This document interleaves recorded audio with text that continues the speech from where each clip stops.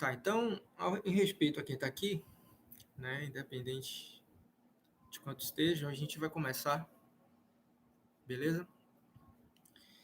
Então, como eu falei, a gente vai falar hoje sobre a chamada Primeira República ou República Velha. Por que a gente chama de Primeira República? Porque num regime republicano, esse regime republicano ele sofreu alguns processos de ruptura ao longo da sua vigência, digamos assim.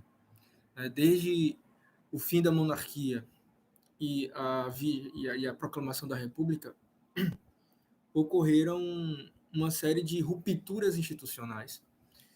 Essas rupturas institucionais vieram marcadas por golpes, revoluções e alterações, digamos assim, na ordem constitucional e na ordem institucional.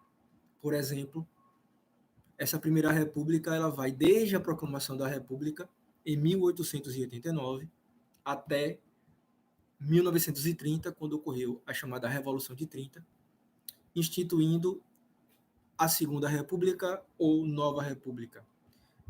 Essa denominação de República Velha se deu exatamente pelos vencedores da Revolução de 30, que derrubaram, digamos assim, a estrutura institucional, né, que foi montada entre 1889 e 1930. Se a gente for falar de outras rupturas, vai haver outra ruptura, por exemplo, em 1937, quando Getúlio Vargas, aquele mesmo que havia assumido o governo em 1930 como chefe do governo provisório, ele vai dar um autogolpe e estabelecer a ditadura do Estado Novo. Em 45 vai haver uma outra ruptura em que militares aliados às suas, né, a alguns civis vão tirar Vargas do poder em 45 e estabelecer um regime constitucional. Esse regime constitucional vai até 64, quando os militares, novamente, com alguns civis, empresários, mídia, setores da igreja, enfim, vão dar um outro golpe, sim, 64 foi o golpe, instituindo uma ditadura militar, certo? Com aliança entre os civis. Em 85, essa ditadura acaba, e em 88 se estabelece uma nova ordem constitucional com a promulgação da Constituição de 88. Então perceba que a nossa história republicana ela é extremamente acidentada, extremamente, digamos assim, marcada por rupturas institucionais. E uma outra característica que vocês vão perceber é que em todas essas rupturas institucionais estiveram lá personagens, por exemplo, como os militares, certo? Os militares estiveram presentes em todos os processos de ruptura institucional que tivemos na nossa história militar. Né? Se pensarmos como alguns estudiosos, cientistas políticos, historiadores, entre os quais eu me incluo, 2016 também representou uma ruptura institucional fundamental. Então, a ordem que vivemos hoje é uma ordem marcada a partir do golpe de 2016, certo? Que possibilitou, por exemplo, a eleição de Bolsonaro, que por exemplo, possibilitou digamos assim, o fomento, digamos assim, de uma situação protofascista aí, né? Mas isso aí é uma outra história. Vamos voltar aqui agora para a proclamação da República. Então, a República ela foi proclamada em 15 de novembro de 1889. Mas para aqueles que me conhecem, sabem que eu nunca tomo essas datas como algo puramente fechado e puramente simples. Ou seja, o que representa o 15 de novembro de 1889, né, no conjunto, digamos assim, daquele contexto, né, de final do século XIX.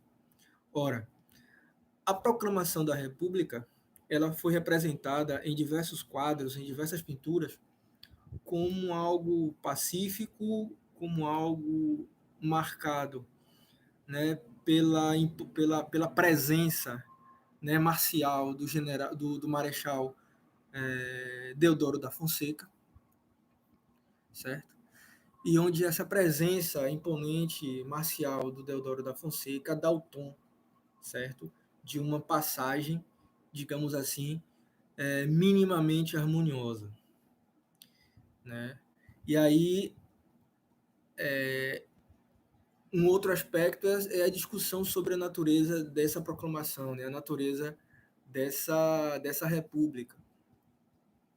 Mas o que eu quero que vocês percebam, principalmente, é que a república que cai, ou melhor, que a monarquia que vai cair em 1889 é um regime político que já está bastante desgastado e que já está marcado por uma série de crises, né? Ou seja, o arranjo social, o arranjo político que sustentou uma certa estabilidade da monarquia, pelo menos desde 1840, 1850, esse arranjo social e político e também econômico, ele estava em processo de deterioração. Em que sentido isso aconteceu? Ora, como eu falei para vocês, a partir de 1840, 1850, desde quando Dom Pedro II ascende ao trono, existe um processo aí de relativa estabilidade política e de relativa estabilidade econômica, certo? Só que vai ter um marco aí que vai estabelecer, digamos assim, o início de uma série de transformações, e o início dessa série de transformações vai gerar uma série de crises, certo? Esse marco vai ser a década de 1870. E por que esse marco de 1870? Porque o marco de 1870 ele vai estabelecer, por exemplo, a vinda a público do chamado Manifesto Comunista, ou melhor, desculpe, certo? Então, assim, os republicanos eles já começam a se organizar institucionalmente no país a partir de 1870. E aquilo que vai ser o marco dessa organização vai ser exatamente a publicação do Manifesto Republicano de 1870.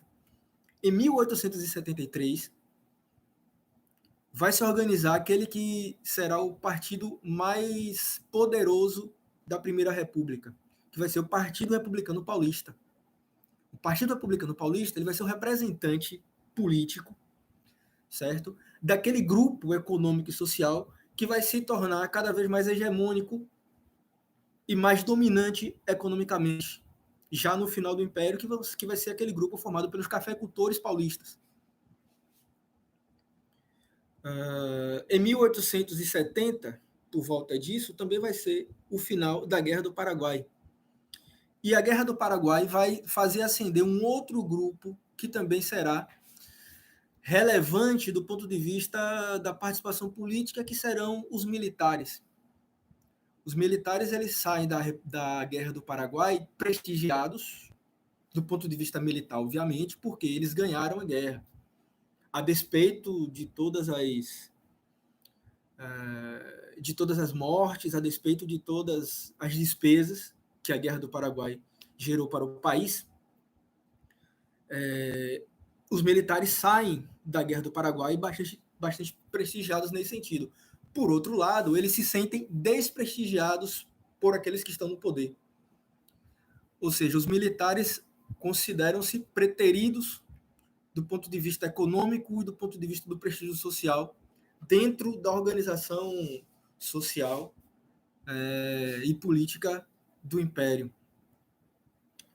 Eles se sentem desprestigiados, por exemplo, com relação aos soldos, se sentem desprestigiados com relação aos equipamentos, e se sentem desprestigiados com relação à sua importância que eles achavam que tinham dentro da sociedade. Além disso, havia uma crítica contundente dos militares com relação àquilo que eles consideravam um defeito fundamental dentro da organização social e política do Império, que era o chamado personalismo, né? Uma relação mais baseada num prestígio pessoal do que necessariamente no que eles consideravam um mérito, né? Então, por exemplo, os militares eles se ressentiam, né? Eles criticavam o fato de que para você entrar e ascender nas hierarquias do exército, por exemplo, principalmente, você deveria depender de um padrinho, você deveria depender de alguém poderoso que garantisse para você essa promoção. Eles, os militares, eles, digamos assim, pensavam que era preciso uma instituição técnica e impessoal que pudesse garantir o perfeito ingresso e subida nas posições hierárquicas dentro do Exército, dependendo do mérito e não das relações pessoais. Ou seja, eles buscavam, digamos assim, uma perspectiva mais técnica e mais impessoal, digamos assim, dessas relações dentro do Exército. Né? Um outro aspecto foi as relações, ou melhor, as diferentes medidas voltadas para o fim da escravidão. Então, assim, que elementos vão estar marcados, né? Que elementos vão estar agregados, nesse caso, com o processo de desgaste da monarquia e de fortalecimento do ideal republicano e depois da própria proclamação da República. Né? A gente fala, né, na historiografia convencionado, que 3 questões principais foram importantes para a queda da monarquia. A primeira questão, eu já adiantei que foi a questão militar, ou seja, os militares saíram fortalecidos da Guerra do Paraguai, ao passo em que buscavam tornar o ingresso e a subida nas posições hierárquicas dentro do Exército algo mais impessoal e técnico. Né? Eles achavam que as relações de pessoalidade, né, que eram vigentes, né, no Império, elas eram um empecilho, né, para que o Exército se tornasse de fato uma máquina de guerra, né, ou uma instituição moderna, certo, baseada nos ideais de progresso. E aí tem um aspecto importante, é que os militares eles acabaram aderindo aos ideais do positivismo, né, os ideais positivistas de Auguste Comte, certo? E eles trazem esses ideais, implantam no Brasil de alguma forma, né, eles digamos assim, adaptam determinados ideais de cientificismo, certo? De superioridade da técnica, certo? De autoridade da técnica, de um governo forte, e esse governo forte pudesse intervir no Estado, estabelecer, digamos assim, uma centralização, uma modernização econômica, certo? Então, eram esses alguns dos ideais positivistas que os militares acabaram adotando no Brasil e que, segundo eles, eram compatíveis, certo, com o modelo político e social que era vigente durante o Império. Além disso, os militares também adotaram o abolicionismo. Muitos militares adotaram o abolicionismo. Esses militares, muitas vezes, eles eram proibidos de... Ou melhor, eles eram colocados para caçar escravos fugidos. E muitos militares, de alguma forma, se recusavam a esse papel. E muitos militares passaram a criticar abertamente, certo, setores importantes da administração do Império. Isso acabou criando uma crise muito grande entre os militares e, digamos assim, os setores da administração civil do Império. Além disso, criou-se uma quebra de gerações dentro do Império. Né? Havia aquela geração formada pelos alto generalato que lutou na Guerra do Paraguai, e aqueles jovens oficiais que foram se formando basicamente dentro desse ideário do positivismo que passou a ser difundido principalmente na escola militar da Praia Vermelha, que era o principal centro de formação de oficiais do Exército Brasileiro. Então, essa escola da Praia Vermelha passa a ser esse centro difusor do positivismo entre as novas gerações de oficiais do Exército Brasileiro. Havia a questão chamada religiosa, né? Começou a haver aí também uma espécie de discordâncias entre a cúpula da igreja e a cúpula do império, né? Não sei se vocês sabem, mas o império, a igreja, né, os padres e bispos, eles eram como funcionários do império, né, já que havia a instituição do padroado e por conta disso os membros da igreja eram como se eram funcionários do império. Só que algumas reformas do Vaticano, reformas teológicas do Vaticano, algumas dessas diretrizes da igreja passaram a discordar das diretrizes do império. Entre elas, só para ser muito breve,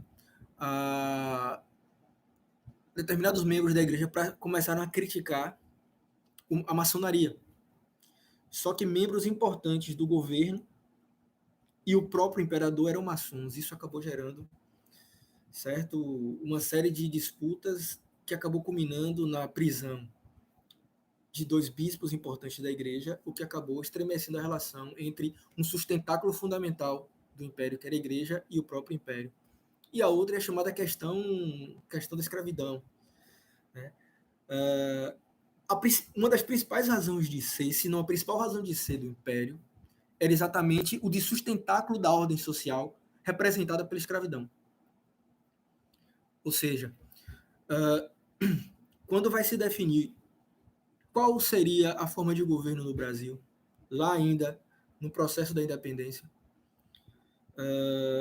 para evitar, por exemplo, que o Brasil se tornasse como as repúblicas da América Latina, né, em que elas se dividiram em diversas repúblicas, né, e como sustentar a escolha fundamental disso foi exatamente a manutenção do regime monárquico. E quando acontece, em 13 de maio de 1888, a abolição da escravidão, uma base fundamental de sustentação do imperador, ou seja, aqueles escravocratas, aqueles senhores escravocratas que defendiam a escravidão, né, perderam o sentido, por exemplo, de continuar apoiando o império, o que gerou aí o que a gente chama de republicanos do 14 de maio. Por que republicanos de 14 de maio? Porque depois da abolição da escravidão, muitos desses ex-senhores de escravo passaram a defender significativamente a República. E aí tem um outro fato importante. Os agricultores, ou melhor, os cafeicultores paulistas, principalmente aqueles do Oeste Paulista, que eram os cafeicultores que defendiam, digamos assim, uma economia mais dinâmica. Esses cafeicultores eles já vinham defendendo, por exemplo, a introdução do trabalho livre. Mas nesse caso, a introdução do trabalho livre não se daria pela utilização dos negros como mão de obra livre, né? Eles, baseado em uma série de teorias raciais que diziam que o Brasil deveria embranquecer a sua população, eles adotaram, né, a mão de obra imigrante, principalmente de italianos, né? E esses imigrantes italianos, eles viam para trabalhar nessas lavouras de café. Então eles tinham 2 objetivos prementes, digamos assim. O primeiro, substituir a mão de obra dos escravos, né? E um outro aspecto baseado nessas ideias que começaram a aportar no Brasil também a partir de 1870, né? Que falavam da inferioridade da raça negra, que falavam da inferioridade, né, do mestiço, né? E que propunham, né, como um ideal de progresso e de modernidade, o embranquecimento da população brasileira, caiu nesse caso com uma luva, certo, a vinda de imigrantes brancos europeus para, certo, o trabalho nas lavouras. Então, assim, os cafeicultores, além de muitos cafeicultores, principalmente do Oeste Paulista, já que os cafeicultores do Vale do Ribeira, que era uma área mais tradicional de produção de café, ainda dependiam largamente da mão de obra escrava, certo? Esses cafeicultores eles buscavam, digamos assim, uma modernização da máquina política e uma modernização das regulações econômicas, certo? Do Império. E eles acreditavam que o Império não seria capaz, digamos assim, de estabelecer essas transformações. Ou seja, havia aqui, entre 1870 e 1889, uma série de fatores e uma série de transformações da sociedade, certo? Que efetivamente enfraqueceram o edifício institucional, né? E as bases de apoio social do Império, né? Da monarquia brasileira. E assim, o fato 15 de novembro, ele é bastante peculiar, porque assim, ele vai se dar enquanto uma quartelada, de fato, ele vai ser um golpe militar. Só que o protagonista desse golpe militar, o Marechal Deodoro da Fonseca, ele não era republicano, ele era inclusive amigo pessoal do próprio imperador. Quando ele dá o golpe, ele quer derrubar o ministro, certo, do Visconde de Ouro Preto. E depois, quando ele sabe que quem vai substituir o Visconde de Ouro Preto vai ser o Gaspar Silveira Martins, inimigo político dele na política lá do Rio Grande do Sul, ele acaba concordando com a derrubada da monarquia. E a própria reação, né, do imperador meio que não resistiu, pegou sua família, foi para o exílio, certo? Mostra que, como dizem alguns cronistas e muitos historiadores, que de fato o império caiu de podre, né? Porque efetivamente suas estruturas já estavam muito abaladas, né? Suas estruturas já estavam muito corroídas nesse sentido, né? A sua base da igreja, a base da religião estava com apoio estremecido, certo? A base do apoio militar já estava estremecido e a base de grande parte dos proprietários rurais estava estabelecida principalmente com a, a abolição da escravidão. Então, esses foram os fatores que resultaram, né, nesse caso, que resultaram no processo de proclamação da República. Esse é um fator importante. Então, proclamada a República, né, proclamada a República, agora foi preciso, nesse caso, estabelecer um arranjo institucional que pudesse, digamos assim, conduzir, né, esse novo regime. Aí se estabeleceu um problema. Por que se estabeleceu esse problema? Porque havia projetos republicanos e esses projetos republicanos eles eram bastante diferentes entre si, né? Havia, por exemplo, os positivistas, como eu já falei para vocês, eles eram particularmente fortes entre os militares, né? Com alguns núcleos civis, principalmente no Rio Grande do Sul. O projeto político dos positivistas era um governo forte e centralizado, certo? Eles preconizavam uma modernização econômica e eles preconizavam também reformas sociais com administração técnica. Em linhas gerais, os positivistas eles defendiam, por exemplo, uma ditadura. E como os militares foram alguns dos principais difusores da ideologia positivista no Brasil, eles preconizavam, por exemplo, a ideia de uma ditadura militar. Certo? Eles já preconizavam a perspectiva de uma ditadura militar, já que eles se colocavam como autoridades morais, certo? Eles se colocavam como autoridades morais acima dos civis considerados corruptos, dos políticos civis considerados corruptos, ligados basicamente em negociatas, e também tinha uma postura antipopular e autoritária, já que eles não confiavam, digamos assim, na participação política do populacho. Eles não confiavam na participação política da maioria da população. Outro grupo era defendido né, era o grupo dos liberais, e os liberais eles tinham como base social principalmente as oligarquias organizadas em torno dos partidos republicanos regionais, principalmente o Partido Republicano Paulista, criado em 1873, e o Partido Republicano Mineiro, criado ainda no final do século XIX. Ou seja, quem defendia o liberalismo no Brasil eram exatamente as oligarquias. É por isso que essa República Brasileira, parte dessa chamada Primeira República, ela vai ser chamada de República Oligárquica. E o que seria oligarquia? Oligarquia é um termo grego que significa governo de poucos. E aí o liberalismo à brasileira, por exemplo, defendeu durante o século XIX a escravidão. Por quê? Porque defendia absolutamente a propriedade privada, inclusive a propriedade privada de um homem sobre o outro. Né? E no caso da República, esses liberais, eles defendiam uma república liberal com restrições à cidadania.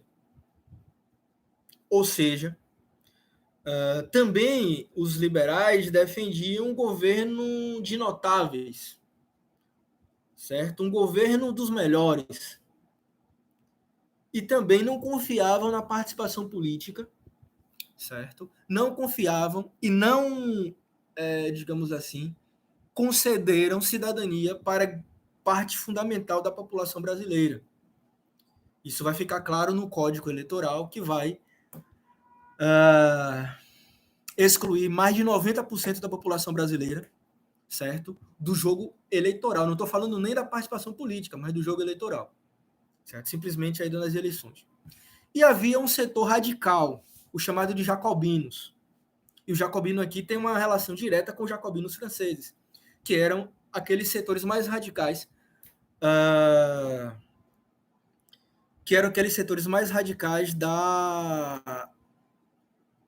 da Revolução Francesa. Esses jacobinos eles eram uma base formada por uma base social de setores médios das grandes cidades, principalmente no Rio de Janeiro. Eles tinham propostas, né, de reformas sociais e de inclusão das massas na vida política. Os jacobinos, na verdade, eles tiveram uma participação mais efetiva na vida política do país, principalmente nos primeiros anos, nas primeiras décadas, ou mais especificamente na primeira década do regime republicano.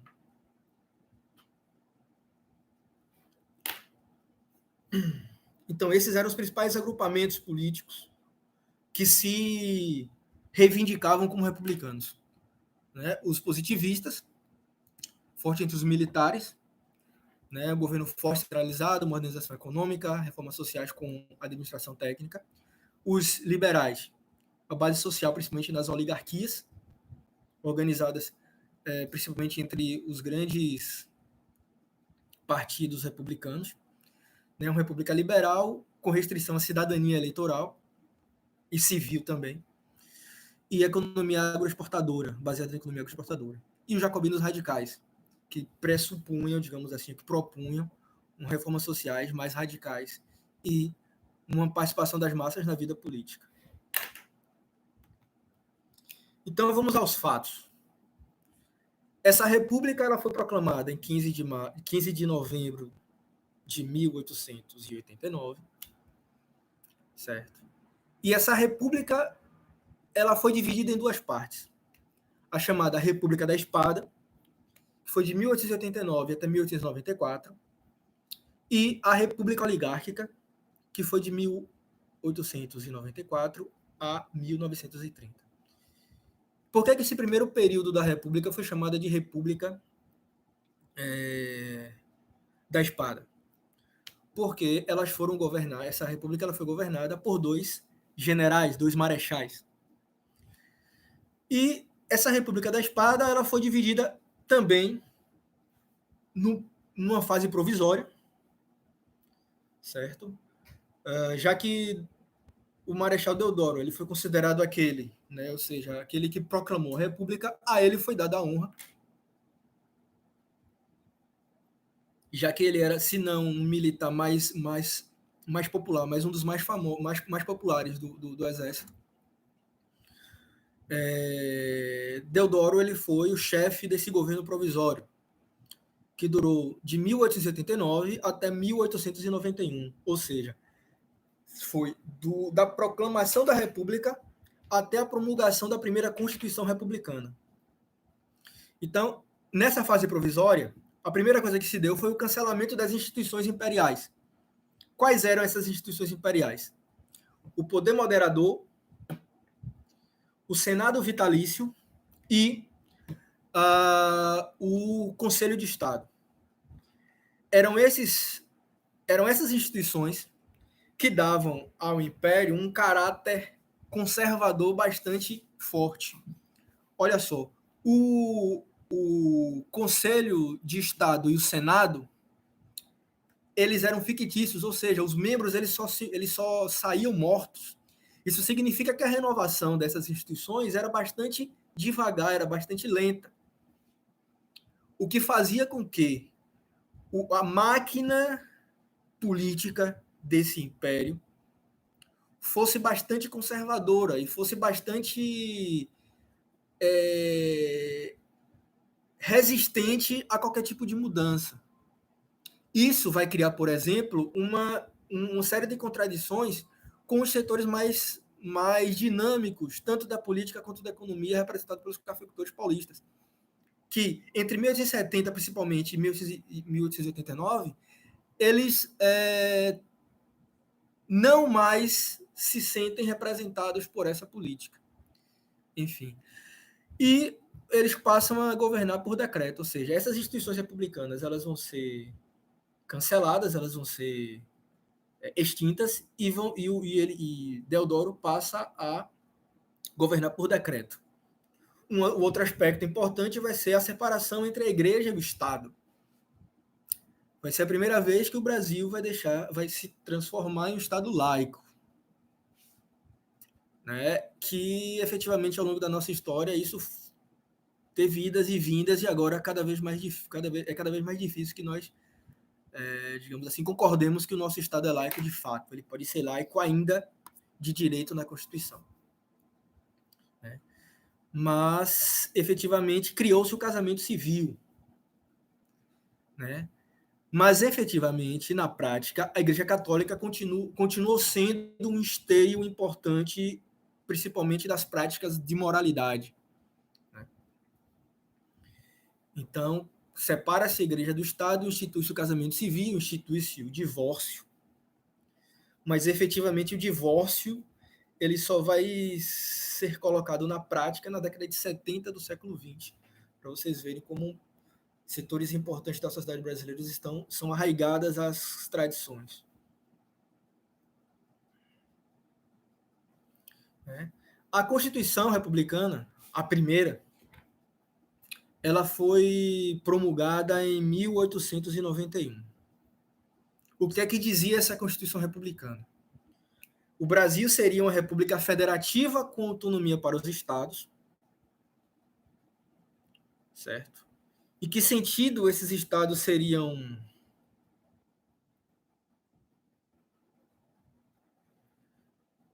em que sentido esses estados seriam autônomos? Ora,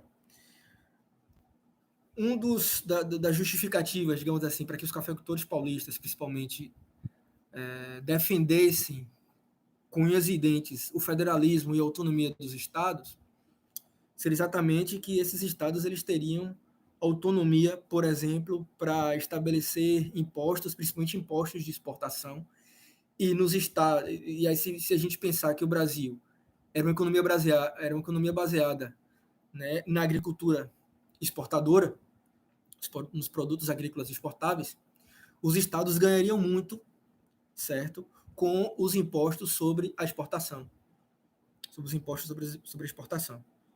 A União ficaria com os impostos sobre importação e os estados com impostos sobre exportação. Além disso, os estados teriam autonomia para a criação de outros impostos, teriam autonomia para tomar empréstimos estrangeiros, né? Empréstimos em instituições e países do exterior.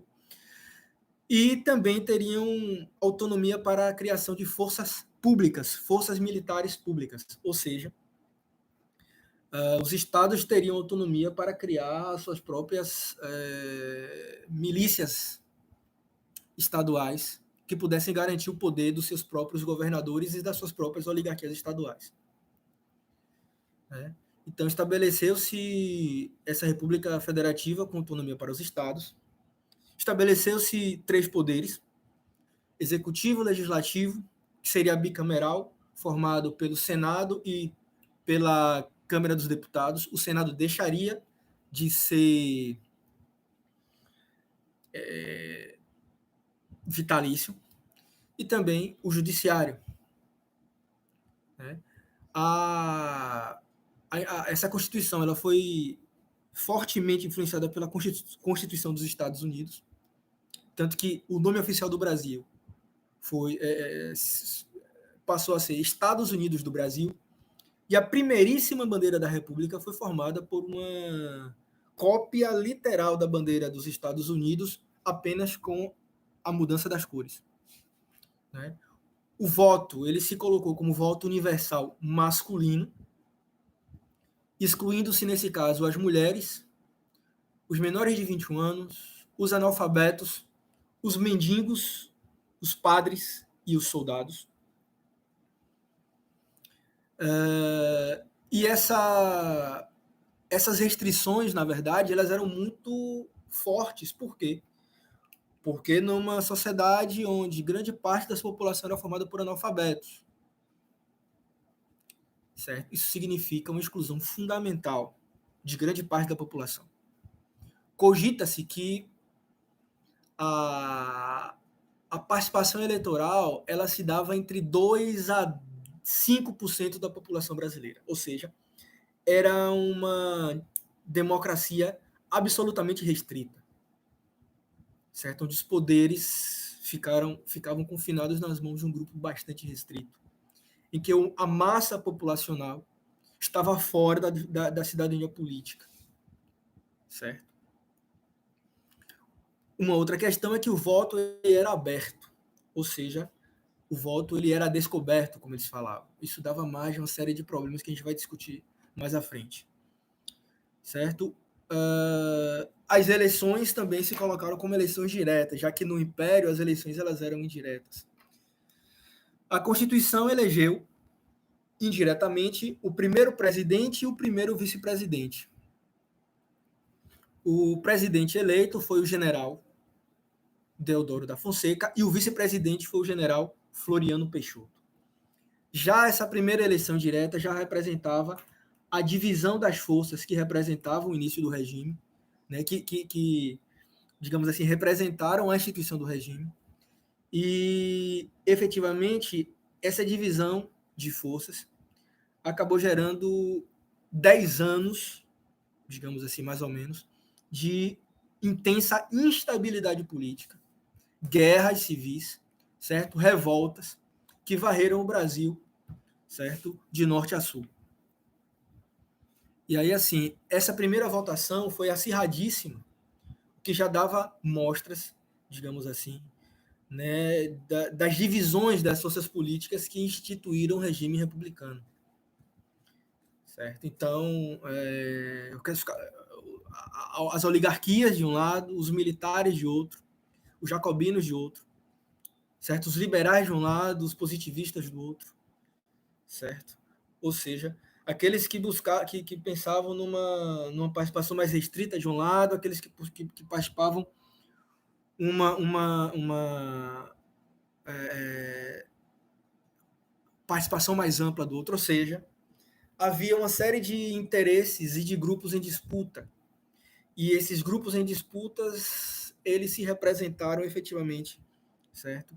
Na feitura da Constituição e também nesse primeiro governo instituído. E aí, esse governo ele já começa com uma crise econômica. Né? O que é que vai gerar essa crise econômica? Aquilo que a gente chama de encilhamento. Rui Barbosa, né, que era representante, por exemplo, de um grupo que era um republicano recente, né? A gente tem esse tipo de divisão. Existiam os republicanos históricos, aqueles que assinaram o Manifesto Republicano em 1870. Haviam aqueles republicanos recentes, como Rui Barbosa, que só pouco antes da proclamação da República havia se declarado republicano, mas muito mais federalista. Haviam aqueles que compartilhavam da necessidade de uma maior participação popular e aqueles que buscavam menor participação popular, né? Enfim. Então, Rui Barbosa achava que o Brasil não era capitalista o suficiente. Ele, comparando o Brasil com países capitalistas mais desenvolvidos, né, na época, como Estados Unidos e Inglaterra, ele chegou à constatação de que o Brasil era um capitalismo, digamos assim, ainda mambembe, ainda mequetrefe, digamos assim. E aí ele tem uma ideia genial. O que é que o Brasil precisa para se tornar um país capitalista efetivo? O Brasil precisa de capital para estabelecer negócios. O Brasil precisa de capital para estabelecer indústrias. O Brasil precisa de capital para estabelecer sociedades anônimas. E aí o que é que ele faz?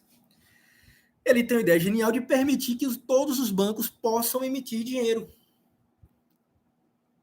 Ele permite que bancos locais, e aí era uma estrutura, diferentemente de hoje, que a gente tem no máximo 5 grandes bancos que dominam o sistema bancário nacional, àquela época, os bancos eles eram regionais, muitos deles locais.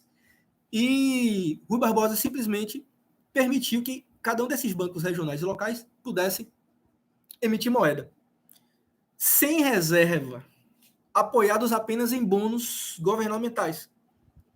Ou seja, Rui Barbosa permitiu que se imprimisse dinheiro, colocasse esse dinheiro para circular, sem ter uma base produtiva que desse lastro à circulação desse dinheiro. Com isso, ele queria ampliar as sociedades anônimas e queria ampliar o crédito. Ou seja, ele permitiu ampliação do capital sem o lastro produtivo que fosse correspondente. Ele queria a criação de empresas via bolsa, certo? E isso acabou gerando um frenesi, uma busca louca por abertura de empresas, uma busca louca por créditos, certo? Especulação financeira galopante. E por que encilhamento? Porque essa corrida frenética, né, por papéis, essa corrida frenética por capitais, essa corrida frenética pela abertura de empresas e pelo investimento em papéis na bolsa, era comparável, certo, aos apostadores de cavalo na hora de encilhar o animal antes da largada da corrida. Certo? Então, olha só o quadro. Dinheiro circulando a rodo no mercado, as pessoas tomavam empréstimo, abriam empresas, muitas delas fantasmas, e lançavam os papéis dessas empresas na bolsa. Outras pessoas tomavam empréstimo, investiam na bolsa, nessas empresas que não existiam. Isso foi gerando especulação financeira, isso foi gerando uma bolha financeira, que ao explodir, gerou uma grave crise financeira e econômica. Certo? Ou seja, crise econômica, inflação, especulação financeira, gerou um pequeno surto industrial, mas que não foi possível, né? Não foi suficiente para segurar, digamos assim, a economia naquele momento. Né? Por exemplo, a gente vai ter autores como Lima Barreto que vão criticar, né, fortemente esse ambiente de especulação e esse ambiente de jogatina na bolsa, que foi, digamos assim, possibilitado exatamente por essa atitude de Rui Barbosa. E essa crise que foi gerada a partir, né, dessa atitude de Rui Barbosa acabou gerando uma crise financeira que vai durar pelo menos 10 a 15 anos. Ou seja, a crise financeira vai, né, a partir do encilhamento, vai aprofundar, né, a crescente instabilidade política que vai se abater sobre o país. né? E essa crise política ela vai se estabelecer rapidamente logo após, certo, a promulgação da Constituição, né? O Deodoro da Fonseca ele vai ser eleito presidente diretamente em fevereiro de 1889, ou melhor, em 1891. Em novembro de 1891, Deodoro da Fonseca, que não era nenhum republicano convicto, né? Até pouco tempo atrás ele era monarquista, amigo de Dom Pedro II. Ele não tinha nenhum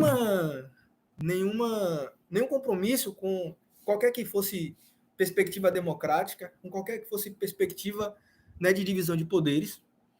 E ele buscou uma centralização cada vez maior.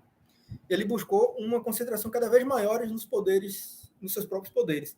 Do outro lado, o parlamento, que era formado, em sua grande maioria, pelas oligarquias estaduais, e que preconizavam o federalismo, ou seja, a autonomia para essas províncias e para o próprio poder legislativo. Né? O parlamento queria estabelecer uma lei que limitava ainda mais o poder do Deodoro, ou seja, do presidente da República. E aí Deodoro tem um arrobo autoritário e decreta a dissolução do parlamento, a dissolução do Congresso. O resultado disso é que Deodoro já não tinha mais o apoio do Congresso, já não tinha mais o apoio das tropas, certo? Não tinha mais o apoio das principais oligarquias. Quando ele tenta dar o golpe, né, quando ele tenta fechar o Congresso, e ele vê que ele não vai ter sustentáculo, né, para permitir que ele tenha essa escalada autoritária, ele vai sobrar ele apenas, né, a renúncia. E aí ele, ao renunciar, assume o vice-presidente da República, que era um outro militar chamado de Floriano Peixoto, que assumiu o poder em 1891 e fica até 1894. Floriano Peixoto ele vai ser chamado de Marechal de Ferro. Por que Marechal de Ferro? Porque ele vai ser considerado o consolidador da República, devido à firmeza dele, devido à firmeza das atitudes dele com relação aos opositores. Certo? E aí, durante o governo dele, vão ocorrer duas revoltas bastante sérias, duas revoltas fundamentais. Né? E aí, aqueles jacobinos que eu havia falado no início, eles vão apoiar fortemente o Floriano Peixoto. Por quê? Porque diante da inflação, diante da carestia dos preços, né, diante da perda alucinada, digamos assim, do valor de compra dos salários, né, dos salários dos trabalhadores mais pobres, ele vai decretar, por exemplo, algumas medidas que vão trazer simpatizantes para ele. Por exemplo, ele vai decretar o controle do preço dos aluguéis e o controle de preços de alimentos básicos, como a carne, por exemplo. Isso vai fazer com que se angariem para ele apoios fundamentais, né, principalmente dos setores mais populares da sociedade. E alguns intelectuais, né, enfim. E isso faz com que ele tenha inicialmente certo apoio. Só que depois as próprias atitudes autoritárias dele vão fazer com que esse apoio também acabe se esvaindo. Né? E muitos apoiadores de Floriano Peixoto vão acabar se decepcionando com as suas atitudes. Um reflexo, um representante importante dessa ideia é o personagem Policarpo Quaresma, do romance Triste Fim de Policarpo Quaresma, de Lima Barreto. Para mim, e para grandes e para vários historiadores, Lima Barreto é um dos principais intérpretes desse momento inicial da República. Os livros de Lima Barreto vão estar carregados de aos aspectos econômicos e sociais e principalmente raciais dessa república inicial. Então, os livros de Lima Barreto vão falar dessa disputa absurda por capitais geradas a partir do encilhamento. Ele vai falar, por exemplo, dessa decepção, né, de muitos apoiadores com o Floriano Peixoto. né, o Policarpo Quaresma, ele vai lutar a favor de Floriano Peixoto como voluntário, e ele, ao final desse romance, né, o seu destino não é muito bom. O próprio livro já dá essa ideia. O próprio título do livro já dá essa ideia. Ele era inicialmente um apoiador ferrenho, certo? E vai ficar à frente de um pelotão de fuzilamento. Né? Enfim. Então, o Floriano Peixoto ele vai contar com o apoio dos cafeicultores. Né? E, por exemplo, ele vai reformar compulsoriamente todos os generais apoiadores de Deodoro da Fonseca, ou seja, do antigo presidente. Né? Então, ele vai angariar o apoio desse grupo poderoso, digamos assim, da República. E ele vai enfrentar uma série de levantes armados. Por exemplo, a Revolta da Armada, em que os almirantes Custódio de Melo e Saldanha da Gama, né, levantaram a marinha contra o exército. E aí é importante a gente perceber a diferença dessas forças. Se o exército foi a força militar que participou ativamente da proclamação da República, ou seja, foi um golpe militar, uma quartelada do exército que estabeleceu a República no país, a monarquia era uma instituição mais monarquista, digamos assim. E as atitudes de Floriano Peixoto, digamos assim, desagradaram almirantes importantes que, inclusive, pegaram os navios e viraram os canhões desses navios para a cidade do Rio de Janeiro, bombardeando, inclusive, algumas áreas dessa cidade, da cidade do Rio de Janeiro, fazendo com que parte da população tivesse que se refugiar nos subúrbios da cidade. E essa revolta da Armada ela vai se encontrar com uma outra revolta que inicialmente era regionalizada, que era a chamada Revolução Federalista. Né? A revolta da Armada aconteceu em 1893 e a Revolução Federalista aconteceu entre 1893 e 1895. Né? Essa revolta ela dava conta das disputas internas do Rio Grande do Sul, mas que tinham ressonâncias na política nacional. Quando Floriano saiu, melhor, quando Deodoro saiu do poder, né, Júlio de Castilhos, que era o presidente do Rio Grande do Sul, ele acabou saindo do poder. Né, quando o Floriano Peixoto assume de alguma forma, Júlio de Castilhos tenta retornar, e figuras como Silveira Martins, que eu já havia falado para vocês nesse vídeo, que era um líder importante dos liberais, ele funda o Partido Federalista e tenta tomar o poder. E daí vai estabelecer, certo, dois grupos no Rio Grande do Sul. O PRR, o Partido Republicano Rio-Grandense, dominado por Júlio de Castilhos. Eles eram chamados de castilhistas ou pica-paus. Eles eram defensores de uma república positivista ultracentralizada. Para vocês terem ideia, no Rio Grande do Sul era o único estado do Brasil onde era permitida a reeleição. E o PRR dominava a política do Estado com mãos de ferro, estabelecendo a verdadeira ditadura. O Júlio de Castilhos ficou vários anos no poder. E o substituto dele, o Borges de Medeiros, ficou 20 anos no poder. Só saindo do poder em 1924, quando Getúlio Vargas assumiu. Então, a máquina do Partido Republicano Rio-Grandense era poderosíssima. Certo? E do outro lado, havia o Partido Federalista de Gaspar Silveira Martins, chamado de Maragatos. Eles eram defensores de uma maior autonomia para o poder legislativo e da descentralização política. Certo? E essa luta do Rio Grande do Sul acabou se estendendo para Paraná e Santa Catarina e acabou se encontrando com a luta da Revolta da Armada. Então, os federalistas receberam a ajuda de Floriano Peixoto e, ou melhor, desculpa, os castilhistas receberam a ajuda de Floriano Peixoto e os federalistas se juntaram com os revoltosos da Armada. E essa luta final, melhor, esse embate final entre castilhistas e florianistas de um lado e Maragatos e Armada de um outro, acabou com a vitória em 1895, certo? E essa vitória se deu na cidade de Desterro, atual Florianópolis.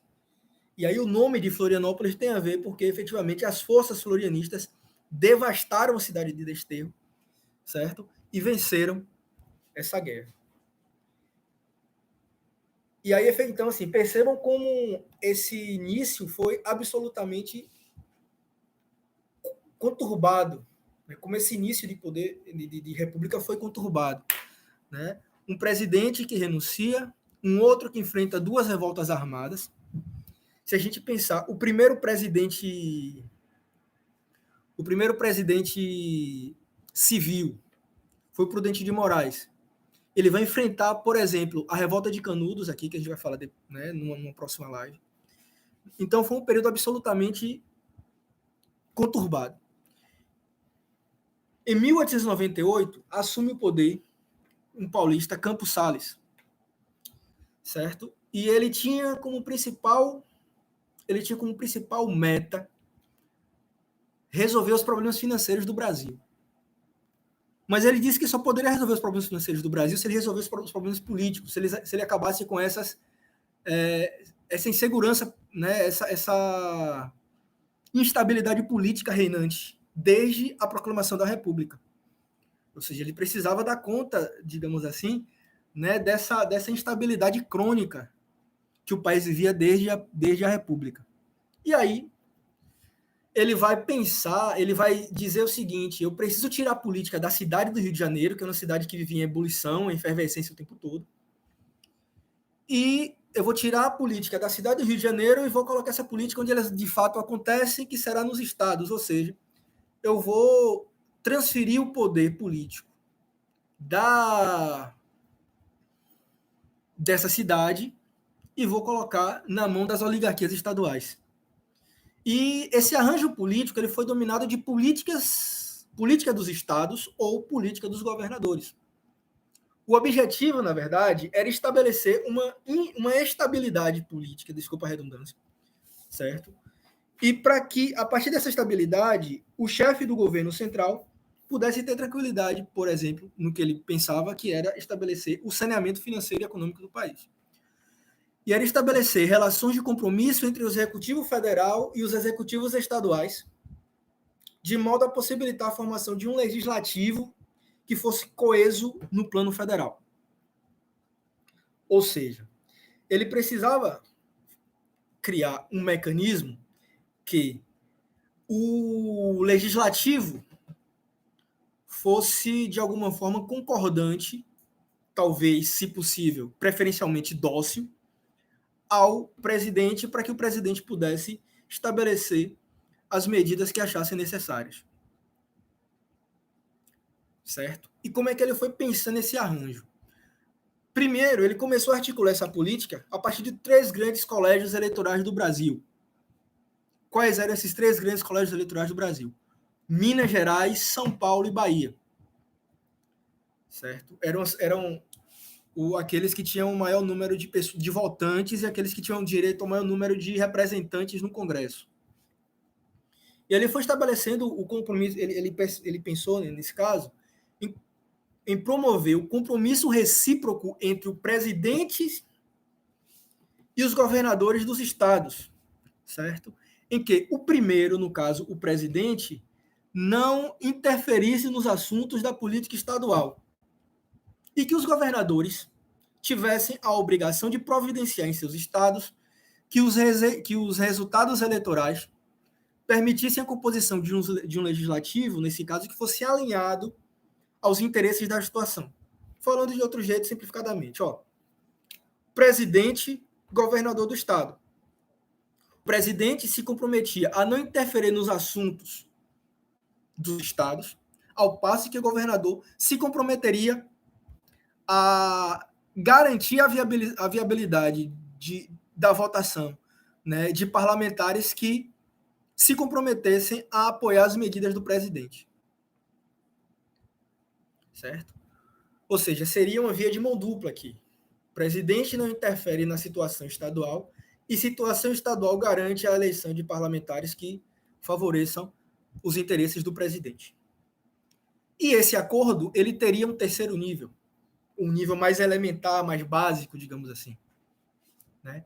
Que era o acordo ele seria viabilizado a partir da articulação dos governadores dos estados com os coronéis, certo? Eles deveriam garantir nos municípios a vitória da chapa governista.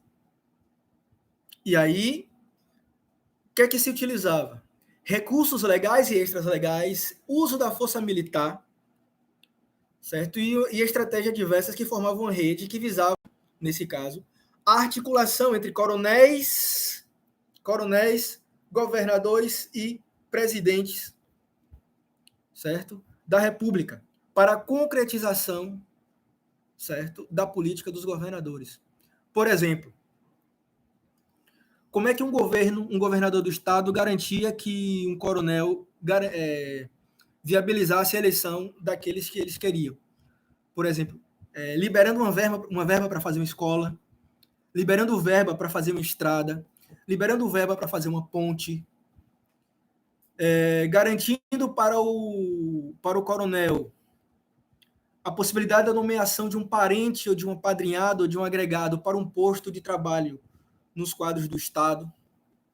Por outro lado, o coronel, no uso da sua força de coerção, no uso da sua força, né, de controle dos trabalhadores do seu domínio, da sua área de mandonismo, né, pudessem votar naqueles que estavam articulados com a situação. E se por acaso a oposição conseguisse romper essa bolha e conseguisse fazer, digamos assim, uma maioria, ou conseguisse eleger figuras consideradas incômodas, aparecia uma instituição chamada Comissão Verificadora de Poderes. Ou seja, os eleitos eles precisavam ser reconhecidos e diplomados.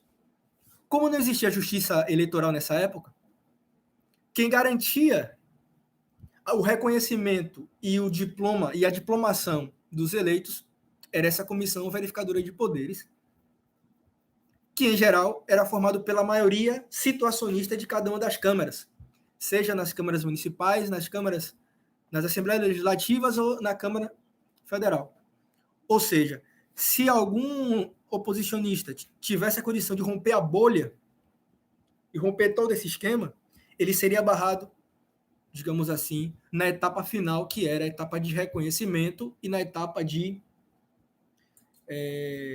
diplomação dos eleitos. E aí um elemento fundamental aqui é exatamente o coronelismo, né? Ou seja, os coronéis eles eram figuras importantíssimas nesse arranjo político, já que eram os coronéis que controlavam efetivamente o voto das pessoas. Era um coronel que efetivamente, digamos assim, tinha um poder de influência direta do voto. Né?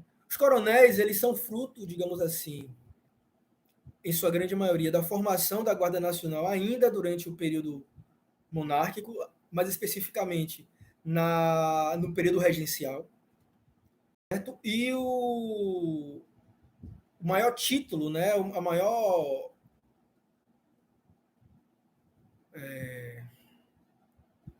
patente, a maior patente hierárquica da Guarda Nacional eram os coronéis, né, que eram dados para indivíduos que tinham poderes locais, principalmente poderes que sobrevinham da propriedade rural e do controle da mão de obra, né, dessas localidades. E aí, efetivamente, esse sentido original ele passa a denominar as figuras do mandonismo local, principalmente nos interiores do Brasil. Né? Então, assim, esse vai ser o indivíduo chefe local, o mandão local, que vai ter propriedade, vai ter o controle sobre o voto e que permitir a eleição de candidatos com prestígio local. Certo?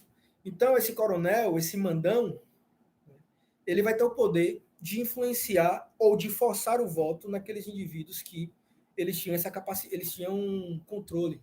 Né? Então, assim, eles, nesse arranjo do coronel com o governador do estado, o coronel tinha o poder, por exemplo, de nomear o juiz, o, o chefe de polícia, o professor, o médico, que dava prestígio para esse indivíduo, né, e poder efetivo. E aí, por conta dessas características, efetivamente, as fraudes vão ser a tônica das eleições na República Oligárquica. Para ganhar, os coronéis vão precisar providenciar, por exemplo, para que os trabalhadores aprendam a assinar. Então, assim, o analfabetismo era uma barreira, né, para que o voto fosse dado. Ou seja, os analfabetos não poderiam votar. Na necessidade de eleger algumas figuras, o que é que os coronéis faziam? Contratavam pessoas que iam ajudar, que iam ensinar aos seus cabras, seus jagunços, a apenas desenhar o nome para assinar na ata de votação. Certo? Ou seja, à vista dos capangas e dos patrões, eles assinavam o nome nos livros de ata. O voto era aberto. Isso fazia com que os jagunços do coronel também controlassem o voto. Esse é o chamado voto de cabresto.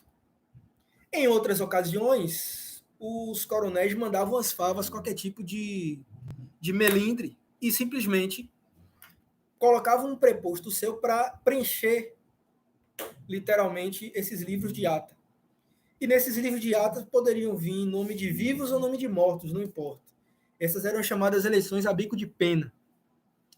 E aí, as eleições, em geral, elas eram momentos de grande violência, elas eram momentos de grande embate entre coronéis rivais e entre grupos oligárquicos rivais.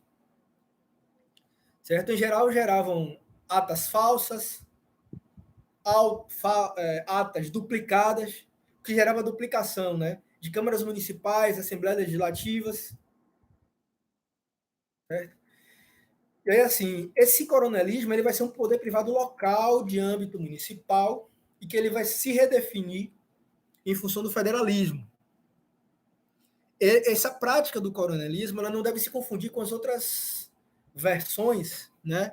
Com as outras práticas do exercício de poder privado no Brasil. Vai mudar, vai se considerar, nesse caso, uma mudança qualitativa do poder privado, né? Da tradicional dominação do poder privado. Tem identidade específica e se constitui como um poder político e é um fenômeno datado.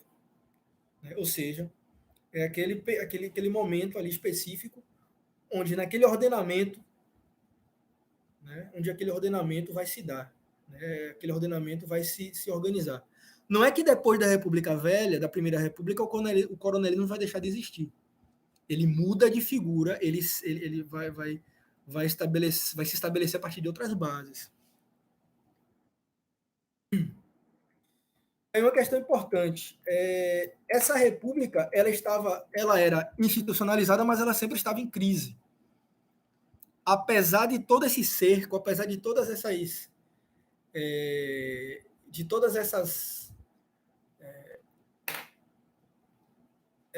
esses acertos, digamos assim, entre as oligarquias estaduais, os coronéis e o presidente da República, em determinados momentos as contradições elas apareciam. Por exemplo, em 1909, voltaram à cena os embates entre militaristas e civilistas. Hermes da Fonseca, que era sobrinho neto do Marechal Deodoro da Fonseca, e que era também ministro da guerra, ele se coloca como candidato à eleição à presidência da República. Ele teve o apoio, por exemplo, do presidente em exercício carioca Nilo Peçanha e da jovem oficialidade do Exército, principalmente tenentes e capitães, e também do senador gaúcho Piero Machado. Esse Piero Machado foi uma figura que ele, para quem não estuda a história específica da República Velha, ele não aparece em lugar nenhum. É uma figura obscura para quem não estuda a história do Brasil e mais especificamente a República Velha. Mas ele foi uma das eminências pardas, ou seja, era uma figura de enorme poder e de enorme capacidade de articulação política e de manipulação. Certo? Para evitar a volta dos militares ao poder, a oligarquia paulista, que era um reduto civil e militar, acabou sendo apoiada por parte dos baianos certo? Pela oligarquia mineira, e que apoiou o candidato Rui Barbosa na chamada campanha civilista. Essa foi uma das campanhas mais disputadas da Primeira República. Foram feitas com comícios em praça pública, certo? Forte mobilização. Por exemplo, o Hermes da Fonseca, ele questionava as bases da política dos governadores. Ele defendia o fim do situacionismo estadual. O lema da campanha era uma vassoura para varrer a corrupção. Percebam que não é a primeira vez que os militares fazem essa crítica aos civis como corruptos, e eles se colocam como uma pureza moral e não corrupta. Então, ele usa um lema de campanha como uma vassoura, que vai ser, de novo, resgatada por Jânio Quadros lá na década de 60 do século XX, certo? Como um lema de campanha eleitoral. Né? O Hermes da Fonseca, ele ganha e vai estabelecer a chamada política das salvações. O que vai ser a política das salvações? É um plano para forçar o rodízio no poder nos estados que foram hostis à sua candidatura.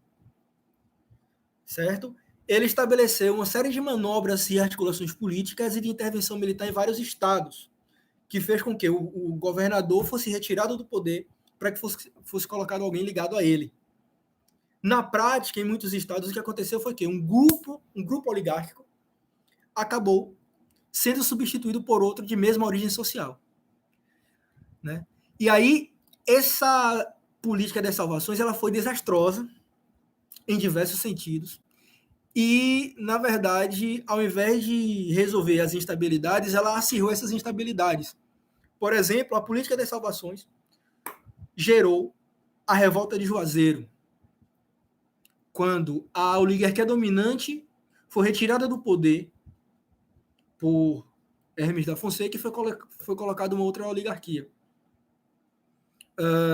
Padre Cícero, que era, além de um líder religioso, um coronel, um chefe local da região do Cariri, organizou um exército formado por jagunços dos coronéis da região do Cariri e foi até Fortaleza, certo, para tirar do poder, né, o governador que tinha sido colocado por Hermes da Fonseca e colocar no poder a antiga oligarquia.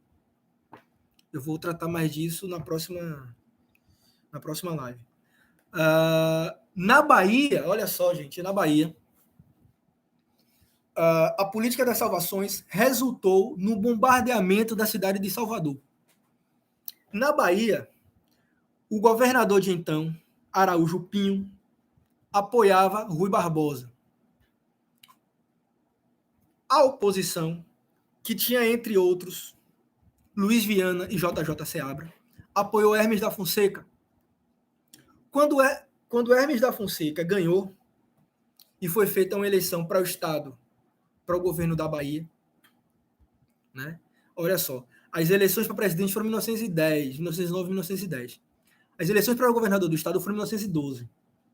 Então, entre 1910 e 1912, o governador Araújo Pinho foi sendo sistematicamente boicotado pelo presidente Hermes da Fonseca. Em 1912, JJ Seabra se lança como governador e vai ter todo o apoio do presidente da República. E aí vão se estabelecer aí, nessas eleições de 1912, pela segunda vez da história da Bahia, a duplicação de assembleias legislativas, ou seja, os dois grupos disseram que ganharam as eleições. Como JJ Seabra havia apoiado Hermes da Fonseca, né, o exército acabou bombardeando a cidade de Salvador. Navios e os fortes, na verdade, Salvador ela é rodeada de fortes, porque foi construída pensando enquanto a cidade de Fortaleza. Salvador, que é rodeada de fortes, teve os seus canhões voltados para a cidade. O quartel da Moraria volta os seus canhões para a sede do governo. E parte da cidade vai ser atingida por esses bombardeios, inclusive o prédio da sede do governo, o Palácio Rio Branco. E o Palácio Rio Branco que a gente tem hoje foi reconstruído depois do bombardeio de Salvador. Certo? Falando de República, já estou terminando, gente, para não ficar mais cansativo. Falando aqui de política, a gente tem alguns termos que são praticamente sinônimos de República Velha. Eu já falei de coronelismo, já falei de política dos governadores, que é essa política, né, de articulação entre o governo local e o governo nacional, para que o governo nacional não interfira e garanta sempre a vitória das situações estaduais. Um outro termo que é quase sinônimo para muita gente de República Velha ou de Primeira República é exatamente o que a gente chama de República do Café com Leite. Seria essa alternação no poder, né? nessa troca no poder entre Minas e São Paulo. Né? Na verdade, na nova historiografia, esse acordo perfeito entre Minas e São Paulo, que se mantém para que ele se mantivesse no poder, tem sido considerado um mito. Por quê? Porque em estudos mais recentes, compreendeu-se que o jogo político nacional passava, na verdade, pelas 6 grandes oligarquias nacionais. São Paulo, Minas, Bahia, Rio Grande do Sul, Rio de Janeiro e Pernambuco. E aí as sucessões na Primeira República e a capacidade de cada grupo estadual se articular de maneira bem sucedida a outros estados, nesse caso dependiam não apenas da força econômica das suas elites, mas da sua capacidade de organização, tanto internamente quanto nacionalmente. Ou seja, como é que funcionava? Essas alianças entre as oligarquias elas se davam de eleição para eleição. Quando acabava uma eleição, já começava o processo de articulação da próxima. E nem sempre as alianças que aconteciam em uma eleição eram as mesmas que se davam na outra. Né? Então, por exemplo, essa articulação, essa possível articulação entre Minas e São Paulo, vai se dar no Pacto de Ouro Fino em 1913. Certo? Uma outra eleição bastante concorrida vai ser a reação republicana. Isso em 1922, entre Nilo Peçanha, que era apoiado por Rio de Janeiro, Bahia, Pernambuco e Rio Grande do Sul, e Arthur Bernardes, que era uma candidatura a café com leite, digamos assim, apoiado por Minas e São Paulo. Foi uma outra eleição que teve uma série de disputas, uma série de debates, uma série de manifestações. Setores da jovem oficialidade também entram nessa disputa ao lado de Nilo Peçanha. O JJ Seabra, que, por exemplo, se beneficiou da eleição de Hermes da Fonseca em 1912.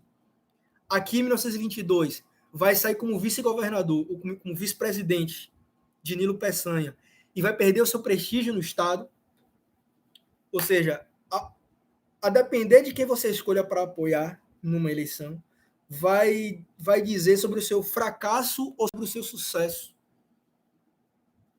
certo? Numa próxima eleição ou na continuidade da sua dominação política.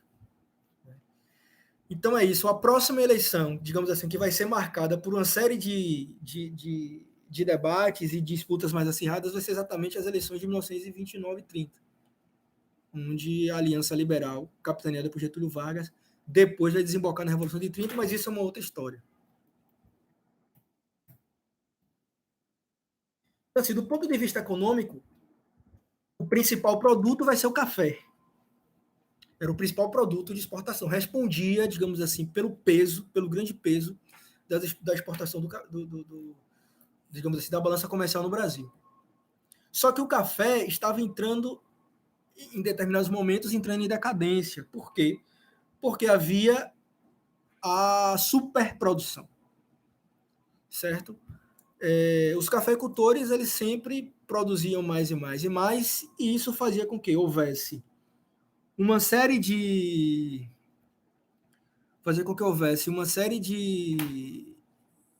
problemas relacionados à ampliação da quantidade de café no mercado, que fazia a derrubada do preço.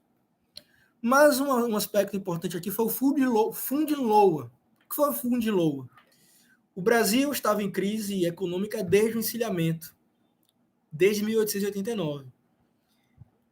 Em 1898, o governo de Campos Salles vai buscar a negociação dessa dívida, né, com os banqueiros ingleses. E aí o Campos Salles toma um novo empréstimo. Olha só, o Brasil estava com a dívida externa muito grande, toma um grande empréstimo para pagar essa mesma dívida. Além disso, o Brasil precisa, para ter essa dívida renegociada, que estabelecer uma série de compromissos, como, por exemplo, a retirada, certo, de moeda do mercado e a queima dessa moeda, visando valorizar a moeda do Brasil. Além disso, durante um certo período, todas as rendas da alfândega do Rio de Janeiro ficaram como que confiscadas para os banqueiros e credores ingleses. Então, assim, olha só, o Brasil estava em crise, precisava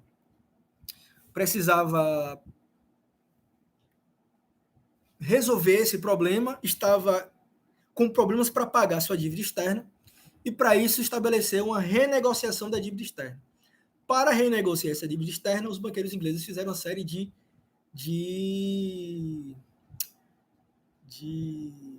eita, foge as palavras, né? Exigências, entre elas, tirar meio circulante, né? E queimar moeda, para que a moeda fosse valorizada, e sequestrou, digamos assim, as rendas por um período da alfândega no Rio de Janeiro. E quando o Brasil começa, né, os cafeicultores, os produtores passam a produzir muito café, né, café em demasia, esse café que não era absorvido pelo mercado internacional, gerou-se uma crise de superprodução do café. O que é que o governo faz? Estabelece um plano de valorização artificial do café. Como se dava esse plano artificial de café? O governo comprava os excedentes do café e estocava. Esse arranjo, ele é chamado de Convênio de Taubaté e ele foi estabelecido em 1906. Olha só o pulo do gato, gente. Os cafeicultores paulistas produziam café em demasia. Não estavam conseguindo vender esse café no mercado internacional e o preço do café estava despencando. O que é que o governo resolveu fazer? Fazer um plano de valorização artificial. O governo comprava esse estoque e pagava aos cafeicultores. E os cafeicultores continuaram a plantar cada vez mais café, a cada vez ter uma superprodução e a cada vez mais o governo comprar. Resumindo isso em miúdos, o Estado brasileiro arcava com o prejuízo dos cafeicultores. E os cafeicultores não perdiam nada nunca. É o que a gente chama de socialização dos prejuízos e privatização dos lucros. Por quê? Porque os cafeicultores tinham a garantia que o Estado viria a seu socorro sempre que o preço do café caísse no mercado internacional. E as políticas de valorização do café foram continuadas até no governo Vargas. Certo? Porque o café era visto como a salvação da economia do Brasil. A borracha também foi um outro produto importante na pauta de exportações, principalmente entre 1890 e 1910. E por que a borracha teve esse período de expansão? Principalmente por causa do desenvolvimento da indústria automobilística, certo? E pela invenção da vulcanização, que passou a utilizar grandemente a borracha, certo? Para os veículos que eram cada vez mais populares no início do século XX. Ela era extraída principalmente da região norte, Pará, Amazonas, Acre, que depois foi incorporado ao território brasileiro. E a decadência se deu principalmente quando os ingleses e franceses, nas suas possessões asiáticas, passaram a plantar, certo? Gerando uma produção mais eficiente, digamos assim, desse produto, né? Dessa planta, da extração do produto.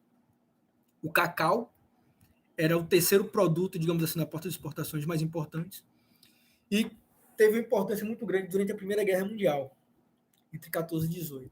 E o cacau ele era produzido principalmente na Bahia. né? Até as décadas de 30 e 40, o cacau foi efetivamente o produto de exportação mais importante do Brasil, ou da Bahia, desculpa.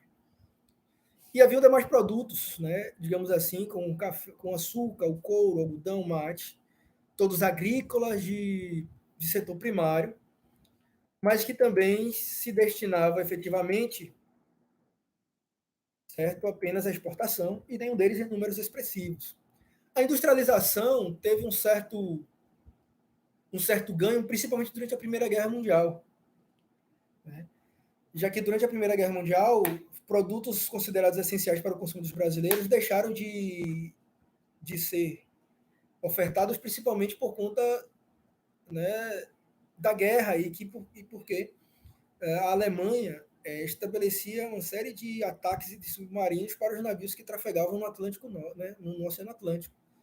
E por conta disso, muitas indústrias de transformação simples elas acabaram, certo, ampliando a produção industrial no Brasil e ampliando inclusive a quantidade de operários, o que vai gerar uma transformação significativa nas feições sociais e políticas do país no final da década de 10 e na década de 20. São chamadas indústrias por substituição de importação, porque importavam exatamente aqueles produtos, passaram a produzir exatamente aqueles produtos que antes eram importados. Né? Só para finalizar mesmo, agora eu prometo que eu finalizo, que é a política externa, que é bastante importante nesse período. E a principal figura aqui vai ser a figura de Barão do Rio Branco, filho de uma família muito importante no Império, o Barão do Rio Branco, José Maria Paranhos. Ele vai ser importante por definir elementos fundamentais da nossa atual compleição, digamos assim, territorial, né? Então, ele vai se colocar numa disputa entre Brasil e Argentina, né, 1893, 1880, desculpa, 1893, 1895. Disputa entre Brasil e Argentina pela antiga região missioneira no atual estado de Santa Catarina. O Brasil vai ter ganho de causa com o aval dos Estados Unidos. E um elemento fundamental da ação dele foi a aquisição do Acre pelo Brasil. Por que o Acre vai ser importante? O que é que tinha no Acre que era tão importante que gerou a disputa entre Brasil e Bolívia? O Acre era uma região importante porque era uma região onde tinham vastos seringais. E naquele momento do surto da borracha, né? Onde, por exemplo, cidades se modernizaram grandemente, como Belém e Manaus, muitos brasileiros passaram a adentrar o território do Acre, àquela época boliviano, para extrair o látex, certo? E nessa disputa entre Brasil e Bolívia, o Brasil acabou comprando a região da Bolívia pelo valor de 10 milhões de dólares a partir do Tratado de Petrópolis. E em troca, a Bolívia também recebeu um território que dava acesso ao Rio Madeira e que possibilitava à Bolívia o acesso ao Oceano Atlântico, já que a Bolívia já havia perdido parte do seu acesso ao mar numa disputa contra, se não me engano, o Chile, certo? Então, assim, na próxima live, aula, a gente vai trabalhar aqui os conflitos sociais, né, como Canudos, Revolta de Juazeiro, Contestado, Banditismo Social Cangaço, Revolta da Vacina, Revolta da Chibata, certo? O Movimento Operário Nascente e a chamada crise da década de 20, entre as quais a gente vai discutir aqui um pouco da Semana de Arte Moderna e do tenentismo. Beleza? De conteúdo eu fico por aqui e eu gostaria que vocês fizessem perguntas, dúvidas. Beleza?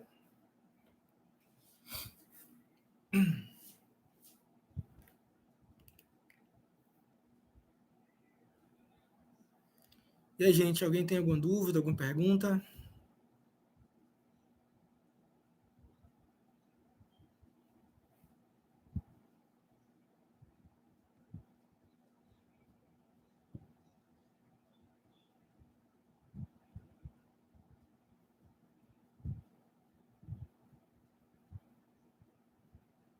Então, pessoal,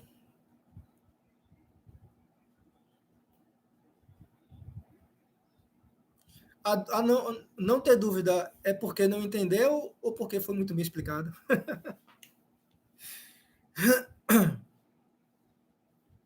Porque às vezes a pessoa tem dúvida porque não entendeu nada, né? E esse é um problema.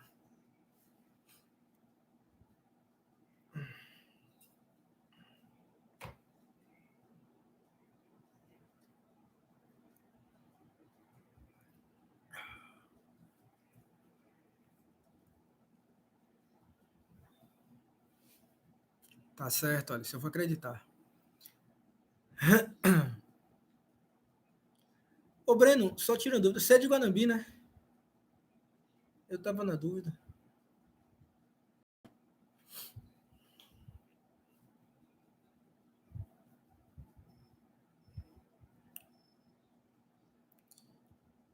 Então, gente, é isso. A Primeira República, como eu falei para vocês, ela é bastante longa, né? O tema é bastante longo, porque ela tem aspectos econômicos importantes, aspectos políticos importantes e aspectos sociais também bastante fundamentais. Muitas revoltas, né? Faltou falar de muita coisa aqui, mas de fato o tempo não permite, né? Senão fica cansativo demais para vocês. Mas, por exemplo, o início da República vai ser marcado por esse momento em que as novas sociabilidades negras, na verdade, é preciso estabelecer uma nova sociabilidade para os negros, uma vez que a escravidão acabou. Né? A escravidão era o que dava o sustentáculo para colocar os negros no lugar deles no Império, na colônia e no Império. Ou seja, o lugar dos negros era definido exatamente pela questão do trabalho, da exploração, né, do trabalho, via escravidão. E depois da abolição da escravidão, né, os negros ficaram desamparados. Né? O liberalismo excludente, que diz que todos são iguais perante a lei, no final das contas acabou aprofundando a exclusão, né, dos negros, porque eles foram colocados ao léu, eles foram colocados à sua própria sorte. Né? Não foi dado terra, não foi dado condição de emprego, não foi dado condição de saúde. E aos ex-escravos, eles ficaram limitados aos subempregos, ao desemprego, né, e a residir nos cortiços e depois na periferia e nos morros, principalmente do Rio de Janeiro e das grandes cidades. Então, esse é um fator fundamental da inauguração da República. Não dá para a gente falar de República sem abolição e sem falar da condição dos negros pós-abolição. Então, por exemplo, o regime republicano vai ter uma série de problemas com relação a as chamadas classes perigosas, ou seja, esses grupos provenientes principalmente, né, dos ex-escravos. Então, vão ser criminalizados o que eles chamam de crime de vadiagem, crime de malandragem, capoeira, o samba.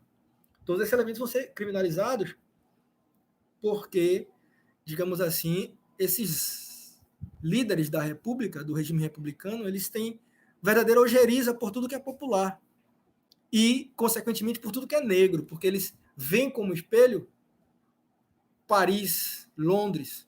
O Rio de Janeiro vai ser colocado abaixo para ser construída como uma nova Paris tropical. E nessa nova Paris tropical, os negros, os ex-escravos, não têm lugar. Certo? Então, são uma série de fatores que a gente precisa discutir.